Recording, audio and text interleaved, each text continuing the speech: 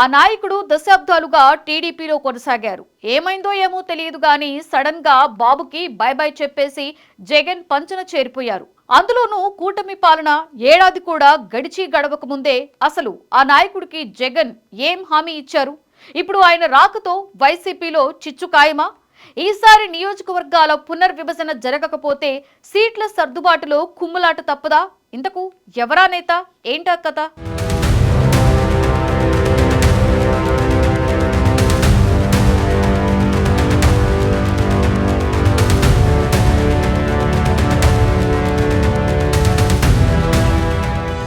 టీడీపీకి భారీ షాక్ తగిలింది. జగన్ సమక్షంలో టీడీపీ సీనియర్ నేత సుగవాసి బాలసుబ్రహ్మణ్యం వైసీపీలో చేరారు.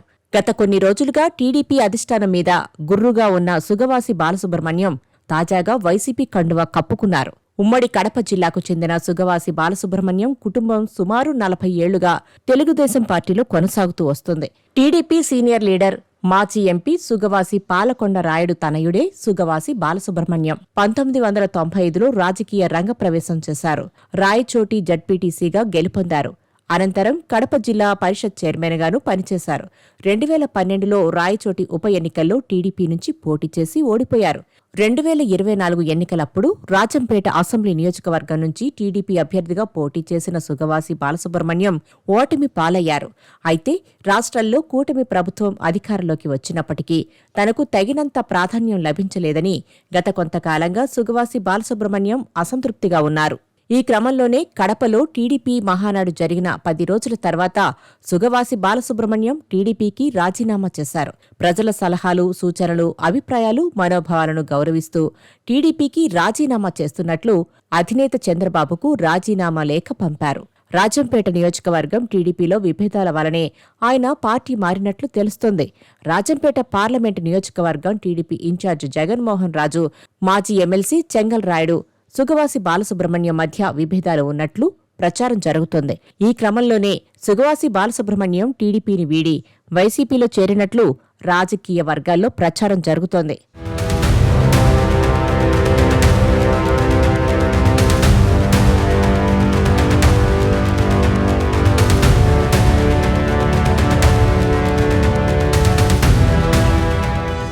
మొన్నటి ఎన్నికల్లో రాజంపేట అసెంబ్లీ నియోజకవర్గం నుంచి పోటీ చేశారు సుగవాసి సుబ్రహ్మణ్యం. టీడీపీ కూటమి ప్రభంజనం సృష్టించిన ఈ సమయంలో సుబ్రహ్మణ్యం ఓడిపోయారు.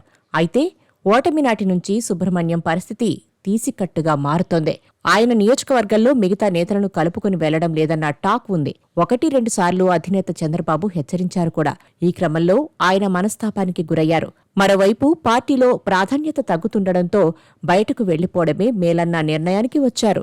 మరోవైపు టీడీపీలో సుదీర్ఘకాలం పనిచేసిన తన తండ్రి పాలకొండ రాయుడు మృతి చెందినా చంద్రబాబు స్పందించకపోవడంతో సైతం ఆయన మనస్తాపానికి గురైనట్లు తెలుస్తోంది. అదే సమయంలో వైసీపీ నుంచి ఆఫర్ రావడంతో ఆయన ఆ పార్టీలో చేరిపోయారు.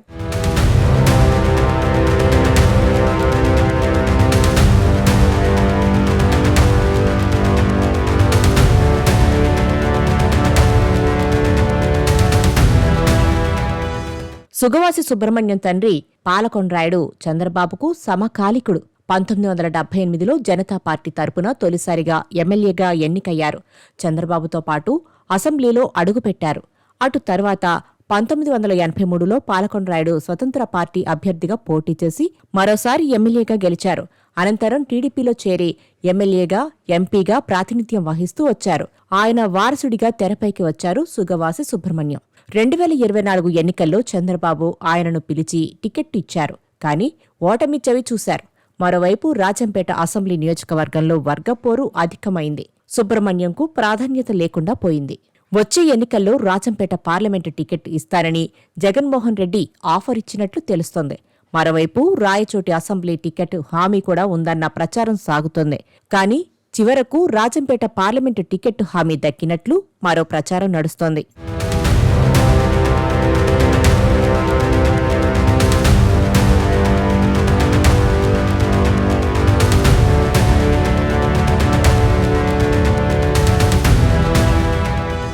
సుగవాసి చేరిక వైసీపీలో చిచ్చు పెట్టడం ఖాయమన్న వాదన కూడా వినిపిస్తోంది.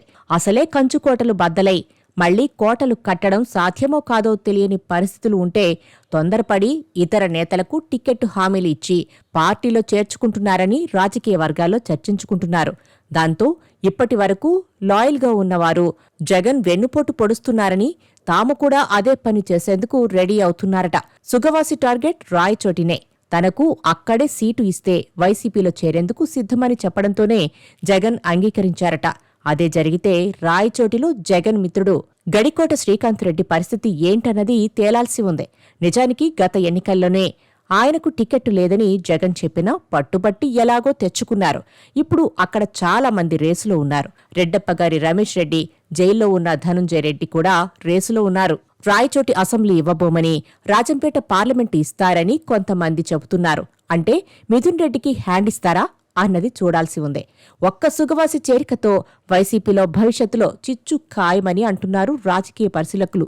అయితే వచ్చే ఎన్నికల నాటికి నియోజకవర్గాల పునర్విభజన గనక జరిగితే సీట్లు పెరుగుతాయి కాబట్టి అప్పుడు పేచి ఉండకపోవచ్చునని అంటున్నారు.